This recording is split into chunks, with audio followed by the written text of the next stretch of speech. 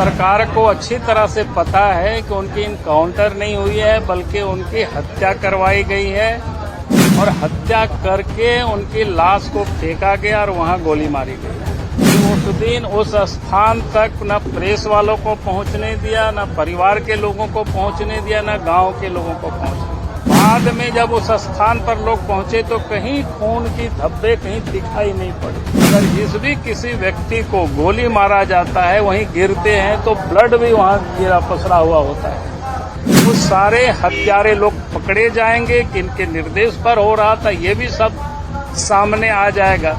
इसीलिए सरकार भाग रही है। सरकार को अच्छी तरह से पता है कि उनकी इनकाउंटर नहीं हुई है बल्कि उनकी हत्या करवाई गई है और हत्या करके उनकी लाश को फेंका गया और वहां गोली मारी गई।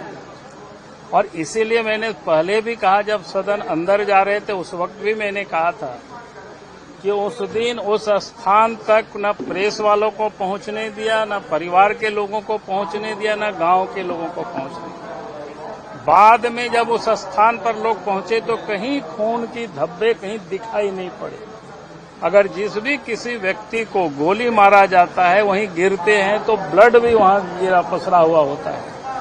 बिल्कुल ये स्पष्ट है, उनकी हत्या कर दी गई है। और इसीलिए सरकार को पता है कि जिस दिन सीबीआई की जांच होगी वो सारे हत्यारे लोग पकड़े जाएंगे, किनके निर्देश पर हो रहा था ये भी सब सामने आ जाएगा। इसीलिए सरकार भाग रही है। मुझे आज सदन में हेमलाल जी की बात सुन करके बड़ी अचंभा हुआ कि वो लोग उनको भी अपराधी मान रहे हैं, जबकि उनके ऊपर 24 केस है, उसमें से 15 केस में तो वो 14 केस में वो बरी हो चुके हैं।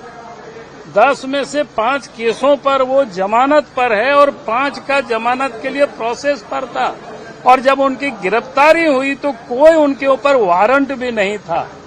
और जिस प्रकार से सादे लिवेश में देवघर जिला के मोहनपुर प्रखंड के थाना के नावाडी से उनको गिरफ्तार करके मोटरसाइकिल से ले गया 10 तारीख को और 11 तारीख को वो इनकाउंटर दिखा रहा है, तो स्पष्ट है उनकी हत्या हुई है। और ये लोग जैसे कह रहे हैं कि वो अपराधी थे, तब तो मैं कहूंगा कि सदन में जो इसको आज दिसोम गुरु कहते हैं उनके ऊपर भी कितने सारे मामले थे, आप सबको पता है। तिहाड़ जेल में भी वो बंद रहे हैं, हत्या के आरोप में बंद रहे हैं, रिश्वत कांड के ये में बंद रहे हैं। लेकिन हम तब भी उनको हत्यारा नहीं कहते हैं जब तक कोई अदालत उनको दोषी नहीं करार देता है। अगर अदालत किसी को क्लीन चिट देता है तो आदमी मानता है कि इनको फंसाया गया था। लेकिन आज उनको सजा नहीं हुई है, अदालत ने उनको दोषी करार नहीं दिया है। और उसके बाद सदन के अंदर अगर विधायक कहता है कि वो अपराधी थे तो मैं समझता हूं कि जानबूझ करके आदिवासी नौजवान जो गांव गरीबों के हक के लिए जो लड़ाई लड़ते हैं उनको ठिकाने लगा देना ये सरकार की काम आजकल हो गई है।